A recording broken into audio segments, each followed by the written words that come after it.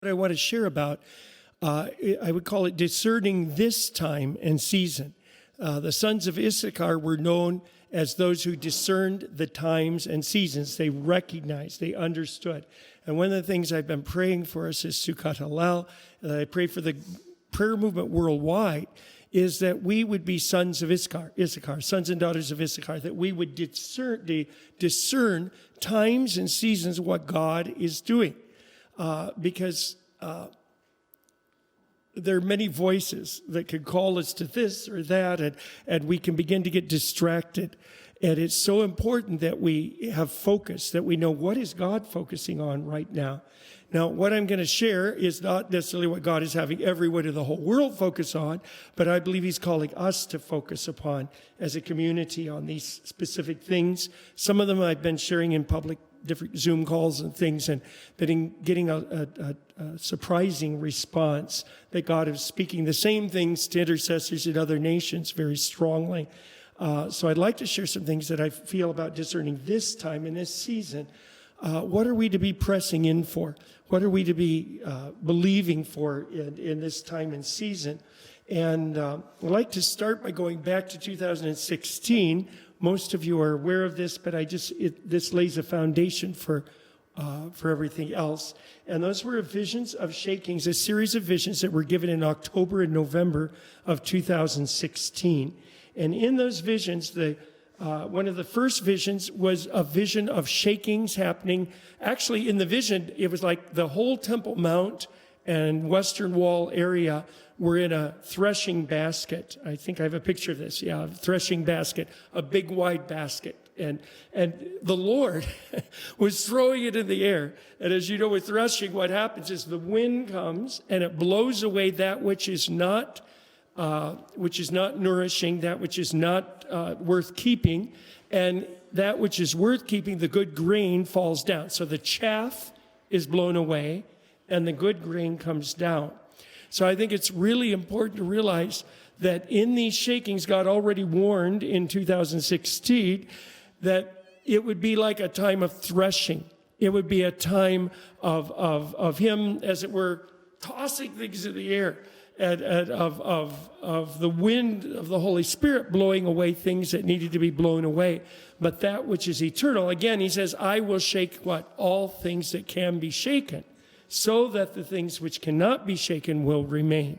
So his shaking is not a bad thing, it's a good thing. It's getting rid of things that are not nourishing. It's getting rid of things that are not good. It's getting rid of things that are not lasting, so that the things that last will remain. And again, going back, the first one I saw, as he began to shake, it began then to go out in ripples into the nations. Very soon after that, we had a big shaking on the Temple Mount. Some of you will remember when they discovered weapons that had been hidden in the Dome of the Rock, I believe it was, or it may have been Al-Aqsa, one of the mosques up there. And as a result, they were trying to put in metal detector. There were riots. I mean, all kinds there was a huge shaking. It looked like it could turn into another intifada, another bus bombing type time, but God intervened. And this is one of the things I saw in these shakings, that there would be shakings, but then there would be times where it would just settle down again. And then there'd be another shaking. But he showed me that one of the things in the shakings, I saw this huge drop of water in the sky. It come out of as he was shaking everything, and I thought, Lord, what is this? And I felt like he was saying, the shaking is going to shake loose things that are keeping water from coming into the very driest places. And you're going to start seeing water, rivers in the desert. You're going to start seeing wells in the desert. You're going to find in some of the very, very driest places, I'm going to begin pouring out my Spirit. I'm going to begin bringing people to myself. I'm going to be doing things in places where people never expected it. Now, not too long ago, I was on a call with people from Saudi Arabia, and they were sharing what was going on there, and I can't even share all of it publicly, but huge things. There is a mighty move of God right now in Saudi Arabia in the last year. They said everything, just almost like everything shifted in a year. And suddenly there was a boldness, even among people who never before would ever, already it was very dangerous to share their their faith privately. And they said some have even been sharing their faith publicly. On the call, the Muslim radicals at the end that showed their face. And former Muslims, yeah, be clear on that. Former Muslim background believers, in other words, who showed their face. And it's an amazing thing. From Israel, we're blessing Saudi Arabia. For Saudi Arabia, they're blessing Israel. I mean, it's God is moving in some of the driest places in the world, bringing water right now. And a second thing that not a second thing, but something he said about all the shakings. He said, know that I'm in control of each shaking. So that even when you may not feel like I am, I am. So he was warning us in 2016 already, saying, know that I'm in control of each shaking, even when you may not feel like I am in control. So we need to keep in perspective the fact that all the chaos that is unleashed during a shaking is in the end only temporary, but his kingdom is eternal. Now, the Lord opened the door for me to share these series of visions in Hong Kong in 2019. And they were at a time of demonstrations in the streets. And it looked like it was going to go out of control. It looked like there was going to be a military bloodbath there. And it was a group of people, not only from Hong Kong, but from mainland China. And so there were actually, there were at least, I think there were about 15,000 Chinese that were there in this gathering in Hong Kong.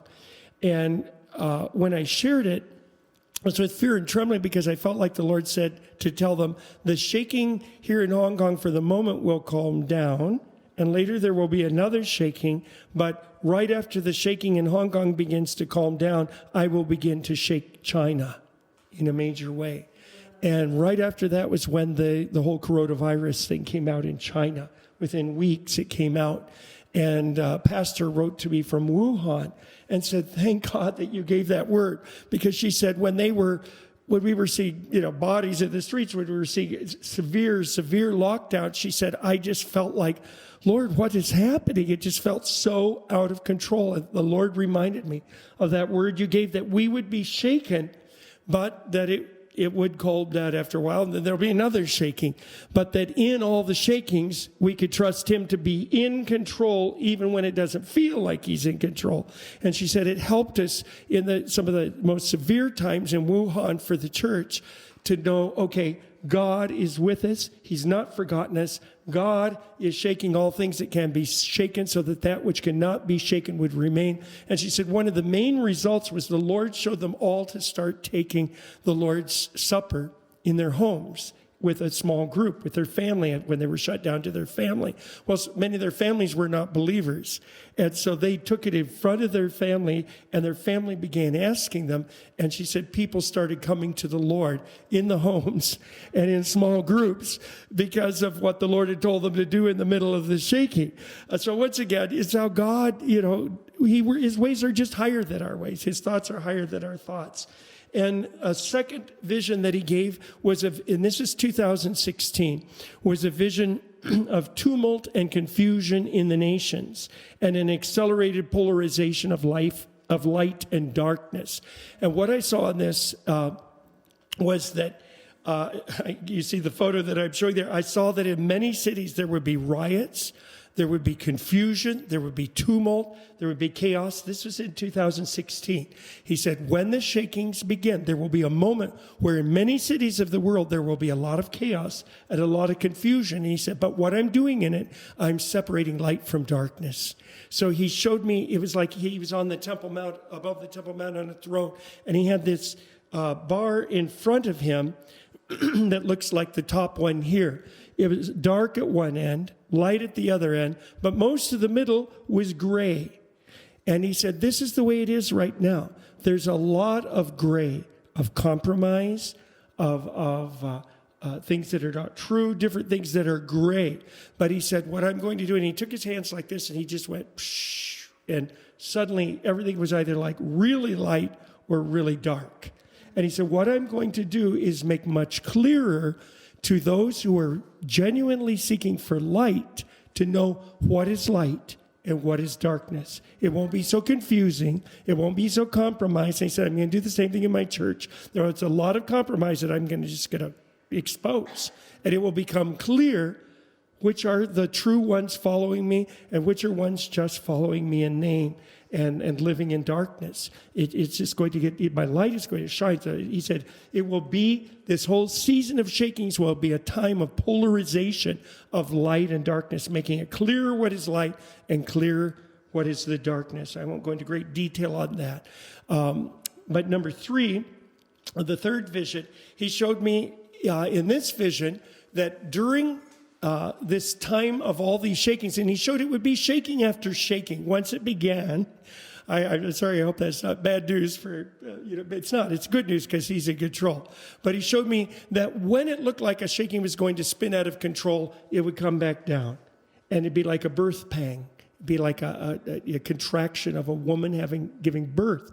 And he said, during those times, breathe, because another contraction will come, another shaking will come, and receive my strength for the next shaking. We don't know what those will be. He didn't say exactly what they would be. He just said it would be one shaking after another. He didn't say how long in between. It might be very long in between shakings. But he said once that's really begun, which I believe was in 2019, when I was there at Hong Kong, I felt that now it's coming in the nations. But he showed me during that time, we had these little baskets of loaves and fishes. And we came, when a shaking would die down, we would bring our little basket of loaves and fishes. And the loaves represented miracles, healings, and the fishes represented people coming to the Lord. And we would bring them before the Lord. And remember it said, when the little boy brought to the disciples the loaves and fishes, Yeshua prayed the blessing over that. And so he gave thanks. The blessing is always, it's a giving thanks. He gave thanks for it, and then it was multiplied. And so in this vision, I saw us bringing like the little boy, this is all I have, these little tiny basket before you. But we gave thanks, and we said, Lord, I thank you for whatever I have seen of healings, whatever I have seen of miracles, whatever I have seen of people coming to the Lord. It may seem so little and so small to me, but I thank you for it.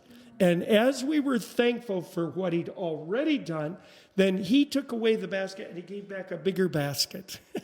It had more fish and more loaves in it. And then another shaking would come, and then when it would die down, we would come, we'd say, Lord, thank you for that we had more loaves and more fishes, and we give it to him, and then he'd give a medium-sized basket, and then a larger basket, and then a larger basket. And every time in between the shakings, the basket would get larger and larger. There would be more and more fish. There would be more and more bread. In other words, more and more miracles and healings. And I believe with all my heart, because God said this in 2016, and I believe, Monday in the Watch, we were singing House of Miracles, Brandon Lake song, and this is a house of miracles. We felt we need to proclaim this by faith over ourselves, that we are a house of miracles. We're a house of healing, and not get stuck in disappointments, not get stuck in things that have been traumatic or disappointing to us. The early church, actually, we always think of it as just so glorious, all these tremendous, amazing miracles and things. Paul's handkerchief being taken out, Peter passing by, and the shadow people get healed. But they also had disappointments. They had a leader who was executed when they thought he'd be released miraculously, like Peter had been released. And they had another leader who was stoned to death when they thought, when there were others like Paul was stoned and got up and walked away after being stoned to death. A huge miracle. So we don't understand everything, but we must not allow disappointments to cut us off from what God wants to do. And the key in that is thanksgiving. Saying, Lord, I thank you for the healings I have seen. I thank you for the deliverances I have seen. I thank you for the miracles I have seen. I thank you for the people I've seen come to the Lord. And as we do that, then he begins to multiply, and the baskets just got larger and larger and larger. But the key was thanksgiving. It was those who gave thanks for what they felt was so little. But if they gave thanks, it grew, and it grew, and it grew, and it grew, and it grew, until finally there was huge numbers of miracles and healings and signs and wonders that were happening. Some of it in the very driest places. Again, in some of the most difficult nations, tremendous healings and miracles were coming forth in these visions. Now, I'd like to go back to number 2 and apply that to right now.